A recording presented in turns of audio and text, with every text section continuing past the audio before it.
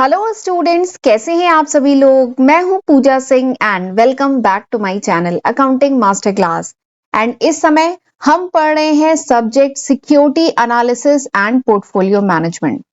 कुछ यूनिवर्सिटीज में इसे SAIM के नाम से भी है, security analysis and investment management के नाम से भी है, बट दोनों का आप कंटेंट देखेंगे वो सेम ही है। SAPM या SAIM इसे सब्जेक्ट को कहा जाता है। ठीक है, तो ये सब्जेक्ट इस समय हम लोग डिस्कस कर रहे हैं एंड इस सीरीज में आज मेरा 7th लेक्चर वीडियो है। 6 लेक्चर वीडियो मैं ऑलरेडी अपलोड कर चुकी हूँ and this is my 7th lecture video. तो चलिए एक बार शॉर्ट में आपको बताती हूँ कि जो पिछले 6 लेक्चर वीडियोस थे उसमें हमने क्या क्या डिस्कस किया है। तो मैं आपको बहुत डिटेल में बता चुकी हूं अबाउट इन्वेस्टमेंट। इन्वेस्टमेंट क्या होता है, स्पेकुलेशन क्या है, इन्वेस्टमेंट एंड स्पेकुलेशन में क्या डिफरेंस है, इन्वेस्टमेंट का क्या ऑब्जेक्टिव है एंड इन्वेस्टमेंट प्रोसेस क्या है। ये सब हम बहुत डिटेल में पिछले लेक्चर वीडियो में डिस्कस कर चुके हैं। एंड लास्ट के जो 3 लेक्चर्स थे उसमें हम डिस्कस कर रहे थे अबाउट सिक्योरिटीज। सिक्योरिटीज क्या है, कितने टाइप की होती है, जिसमें हमने इक्विटी शेयर पढ़ा, स्वेट इक्विटी शेयर पढ़ा, non voting share, right share, bonus share and last lecture में हमने प्रेफरेंस शेयर्स के बारे में पढ़ा था। ये शेयर है, प्रेफरेंस शेयर के बारे में पढ़ा था, उसके फीचर्स क्या होते हैं, कितने टाइप के होते हैं, तो ये सब हमने डिटेल में समझा था। हमने देखा था प्रेफरेंस शेयर 6 टाइप के होते हैं एंड आज हम इसके आगे पढ़ेंगे। आज मैं आपको बताऊंगी अबाउट डिबेंचर्स। डिबेंचर्स क्या होते हैं, क्या फीचर्स है, कितने टाइप के होते हैं, तो ये सब हम आज के लेक्चर में पढ़ेंगे। ठीक है, तो चलिए फिर टाइम नहीं वेस्ट करते हैं, जल्दी से आज का लेक्चर स्टार्ट करते हैं।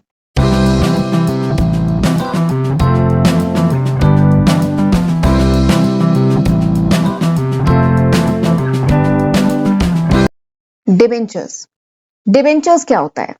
तो शेयर डिबेंचर, आपने ये वर्ड कई बार सुना होगा, साथ में लिया जाता है शेयर डिबेंचर। तो कह लीजिए शेयर एंड डिबेंचर जो है ना, these are the two important components of the capital structure of the company. Company का जो कैपिटल स्ट्रक्चर होता है इसके 2 इंपॉर्टेंट कंपोनेंट होते हैं। कौन कौन से? Share and debenture. ठीक, ये अभी कैपिटल स्ट्रक्चर क्या है, ये इसके कंपोनेंट, इस पे हम बाद में आएंगे, पहले मैं डिबेंचर का बेसिक आपको बताती हूँ। तो डिबेंचर क्या है? It's a financial instrument. ये एक फाइनेंशियल इंस्ट्रूमेंट है, medium to long term financial instrument है। यानी ये लॉन्ग टर्म यानी 10 साल से ज्यादा के लिए भी, मतलब कह लीजिए 3 to 5 ईयर टू 10 ईयर तक के लिए डिबेंचर जो है इशू किए जाते हैं। And this is a financial instrument. और ये फाइनेंशियल इंस्ट्रूमेंट किस टाइप का है?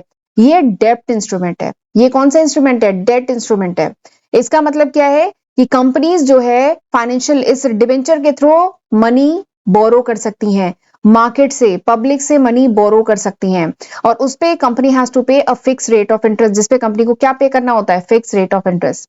देखिए कंपनी को क्या चाहिए, कंपनी को जब स्टार्ट होगी कंपनी, या कंपनी को रन करने के लिए कैपिटल चाहिए, पूंजी चाहिए, पैसा चाहिए। अब ये पैसा कहां से आएगा? ठीक है, बैंक वगैरह से लोन लिया जाएगा, अपना पैसा लगाया जाएगा। बाकी नहीं तो कंपनी शेयर के फॉर्म में मार्केट से रेस करती है, पहले डिस्कस हुआ है। नहीं तो कंपनी के पास एक और ऑप्शन है, कंपनी डिबेंचर्स के फॉर्म में भी मार्केट से फंड रेस कर सकती है, डिबेंचर्स के फॉर्म में। तो ये जो कंपनी है डिबेंचर्स इशू करेगी, ठीक, और पब्लिक जो है डिबेंचर खरीदेगी और उसके बदले में कंपनी को फंड देगी, पैसा देगी। ठीक है, बट शेयर और डिबेंचर में क्या अंतर है? जो डिबेंचर है it is a borrowed money. जो डिबेंचर है एक तरीके से डेब्ट है, कंपनी के लिए उधार है। कंपनी जो है पैसे बोरो कर रही है पब्लिक से, तो कंपनी को पे क्या करना होता है? Fix rate of interest. जबकि शेयर के केस में क्या देखा था आपने? जो शेयर होल्डर होते हैं they become the owner of the company. वो कंपनी के क्या हो जाते हैं? ओनर हो जाते हैं, हिस्सेदार हो जाते हैं, उनका कंपनी में हिस्सा हो गया। लेकिन डिबेंचर होल्डर ने क्या किया? उन्होंने फंड बोरो किया है, मतलब कंपनी ने फंड बोरो किया है, कंपनी ने उधार लिया है फंड। तो इसलिए जो डिबेंचर होल्डर होते हैं they are the creditor of the company. जो डिबेंचर होल्डर होते हैं they are the creditor of the company. वो कंपनी के क्रेडिटर होते हैं, उन्होंने कंपनी को उधार दिया है और कंपनी उस पर क्या पे करती है? फिक्स रेट ऑफ इंटरेस्ट पे करती है। जबकि शेयर के केस में हमने देखा था क्या कंपनी पे करती है? Company page dividend. ठीक है, अगर कंपनी को प्रॉफिट हुआ तो कंपनी डिविडेंड पे करती है। लेकिन डिबेंचर के केस में कंपनी को चाहे प्रॉफिट हो चाहे लॉस हो, कुछ भी हो, कंपनी हैज टू पे a fix rate of interest. Company को एक फिक्स रेट ऑफ इंटरेस्ट पे करना होता है। ठीक, जैसे अगर हमने एग्जाम्पल लेते हैं, हमने कोई लोन वगैरह लिया है, तो हमारी चाहे सैलरी इस महीने आए चाहे ना आए, अगर हमारी कोई EMI चल रही है तो वो हमें पे करनी होती है ना। बस वैसे ही है, कंपनी ने बोरो किया है मनी पब्लिक से, तो कंपनी को प्रॉफिट हो चाहे लॉस हो, कंपनी हैज टू पे a fix rate of interest. ठीक है, पे करना ही है। तो दिस इज डिबेंचर। ठीक है, जो लीगल टर्म डिबेंचर है originally refer to as a document that either create a डेब्ट और एक्नॉलेज इट। ये जो वर्ड डिबेंचर है ये लीगल टर्म है डिबेंचर। ये क्या रिप्रेजेंट करता है? ये रिप्रेजेंट करता है वो डॉक्यूमेंट विच क्रिएट्स अ डेप्ट, यानी ये वो डॉक्यूमेंट है जो डेप्ट को रिप्रेजेंट करता है, एक्नॉलेज करता है कि कंपनी ने डिबेंचर के थ्रू मार्केट से क्या लिया है? उधार लिया है। डिबेंचर क्या है? एक सर्टिफिकेट है, it's a certificate of loan. Debenture जो है, जैसे आपने देखा होगा, मतलब अब तो हो गया, इलेक्ट्रॉनिक फॉर्म में हो गया है। पहले जब डॉक्यूमेंट फॉर्म में चलता था तो शेयर सर्टिफिकेट होते थे, मतलब शेयर सर्टिफिकेट होते थे, ठीक है। तो जैसे शेयर सर्टिफिकेट होते थे, उसमें कंपनी का नाम, शेयर किसके नाम पे है, कितने, क्या फेस वैल्यू है, कितने यूनिट्स है, पूरा डिटेल होती थी ना। वैसे ही डिबेंचर सर्टिफिकेट भी होता है, बट ये क्या है? लोन का सर्टिफिकेट होता है, मतलब कंपनी ने बोरो किया, उसकी डिटेलिंग होती थी, कंपनी का नाम, डिबेंचर, रेट ऑफ, वो जो डिबेंचर होल्डर है उसका नाम, रेट ऑफ इंटरेस्ट, मेच्योरिटी कब होगी, कितने यूनिट्स है, सारी डिटेल उसमें होती है। तो ये होती थी। अब सब कुछ इलेक्ट्रॉनिक फॉर्म में है, ठीक है, पहले की बात है। अब सब कुछ इलेक्ट्रॉनिक फॉर्म में हो चुका है, ठीक है, वो भी हम आगे पढ़ेंगे, डीमटेरियलाइजेशन में हम पढ़ेंगे, ठीक। डीमैट अकाउंट, ट्रेडिंग अकाउंट, ये सब हम आगे पढ़ेंगे। तो डिवेंचर क्या है? Debenture is like the certificate of loan, एक तरीके का लोन का सर्टिफिकेट है। Loan bond, evidence of the company's liability to pay the specified amount with interest. ये एक तरीके का लोन सर्टिफिकेट है, ठीक है, बॉन्ड है, जो क्या बताता है, ये क्या रिप्रेजेंट करता है कि कंपनी की लाइबिलिटी है, कि कंपनी को पे करना है स्पेसिफाइड अमाउंट इंटरेस्ट के साथ, ये वो शो करता है, ठीक है। एंड लास्ट लाइन क्या है इसमें, जो हमने सबसे पहले डिस्कस किया था, कि जो भी फंड रेज होता है, कंपनी ने डिवेंचर के थ्रू मार्केट से जो भी फंड रेज किया, वो बन जाता है एक important part of the capital structure of the company. Company का जो कैपिटल स्ट्रक्चर है उसका इंपॉर्टेंट पार्ट है। अब आप सोच रहे होंगे ये जो वर्ड है कैपिटल स्ट्रक्चर, ये कहां से आ गया? तो बता दूं, कैपिटल स्ट्रक्चर आप क्लास 12 में बीएसटी में भी पढ़ चुके हैं, ठीक है। क्लास 12 में बीएसटी में वर्ड आया था कैपिटल स्ट्रक्चर, किस चैप्टर में आया था? फाइनेंशियल मैनेजमेंट में आया था, ठीक। वहां पे भी आपने नहीं पढ़ा तो फिर कैपिटल स्ट्रक्चर आप फाइनेंशियल मैनेजमेंट जो सब्जेक्ट है उसमें पढ़ चुके होंगे। पर चलिए मैं बताती हूँ, देखिए capital structure, capital structure, capital मतलब पूंजी, स्ट्रक्चर मतलब ढांचा, यानी ऑर्गेनाइजेशन का जो पूरा मतलब कैपिटल, पूरी पूंजी का ढांचा क्या है, मतलब इसमें कितना पोर्शन इक्विटी है एंड कितना पोर्शन डेब्ट है। डेब्ट मतलब डिवेंचर के फॉर्म में कितना है, तो इसी को कहा जाता है कैपिटल स्ट्रक्चर। क्या इसमें कंपनी का जो कैपिटल स्ट्रक्चर है, क्या उसमें 60% इक्विटी है, 40% डेब्ट है, या 50-50% है, क्या प्रपोर्शन है? This is called capital structure, ठीक है। तो दिस इज कैपिटल स्ट्रक्चर। तो डिवेंचर भी एक इंपॉर्टेंट पार्ट है कंपनी के कैपिटल स्ट्रक्चर का। तो दिस इज डिवेंचर, इसी को डिवेंचर कहते हैं। समझ में आ गया? डिवेंचर एक फाइनेंशियल इंस्ट्रूमेंट है, long term, medium to long term financial instrument है, जिसके तहत कंपनी मार्केट से फंड बोरो करती है और जिसपे फिक्स रेट ऑफ इंटरेस्ट पे करती है, ठीक है। एक टाइप का लोन है। And debenture holder are the called the creditor of the company. जो डिवेंचर होल्डर होते हैं वो कंपनी के क्रेडिटर होते हैं, ठीक। अब चलिए फीचर्स डिस्कस कर लेते हैं।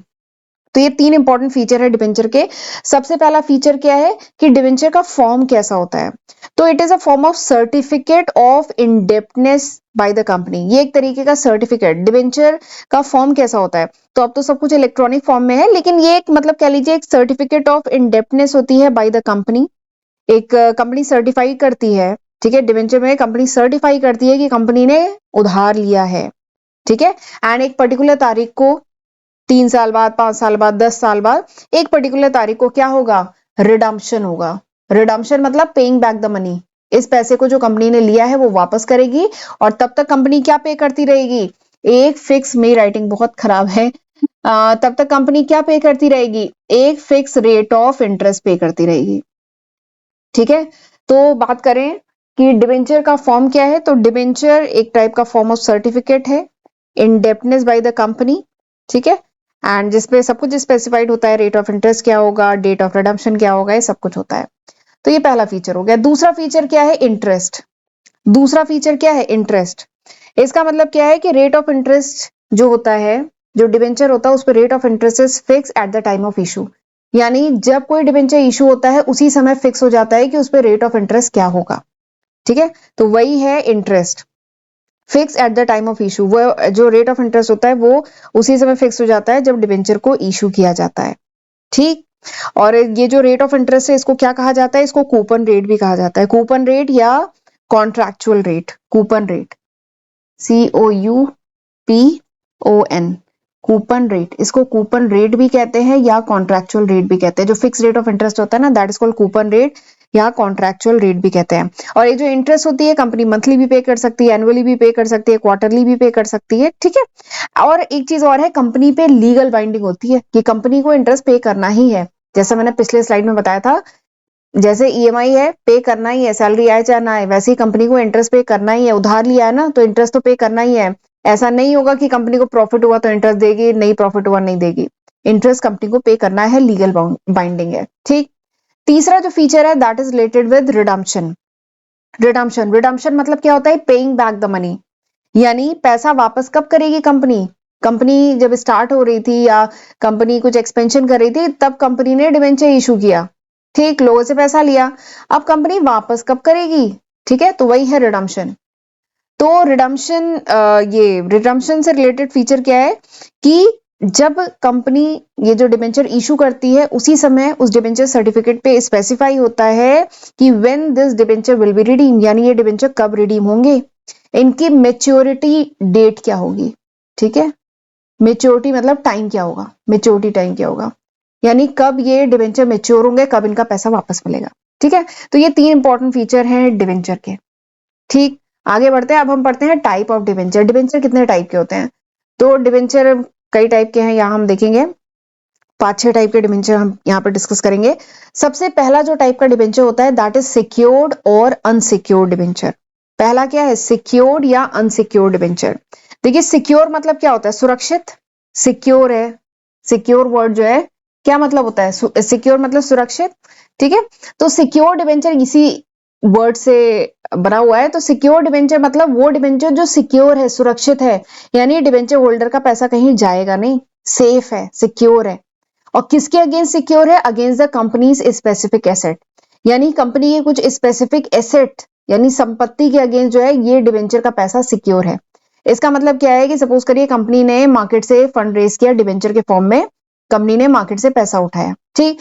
बट सपोज करिए कंपनी एकदम लॉस में चली गई, बैंकरप्ट हो गई, बहुत दिक्कत हो गई कंपनी के साथ, तो अगर डिबेंचर होल्डर के पास सिक्योर डिबेंचर है तो उसका मतलब क्या है कि कंपनी अगर डिफॉल्ट भी कर गई, कंपनी धोखा दे दी, डिफॉल्ट कर गई, बैंकरप्ट हो गई, पैसा ही नहीं है कंपनी के पास, तो उस केस में क्या होगा? जो ट्रस्टी है वो उस स्पेसिफिक एसेट जिसके अगेंस्ट ये सिक्योर था उस स्पेसिफिक एसेट को होल्ड कर लेगा और फिर उन स्पेसिफिक एसेट को बेच करके डिबेंचर होल्डर का पैसा वापस किया जाएगा।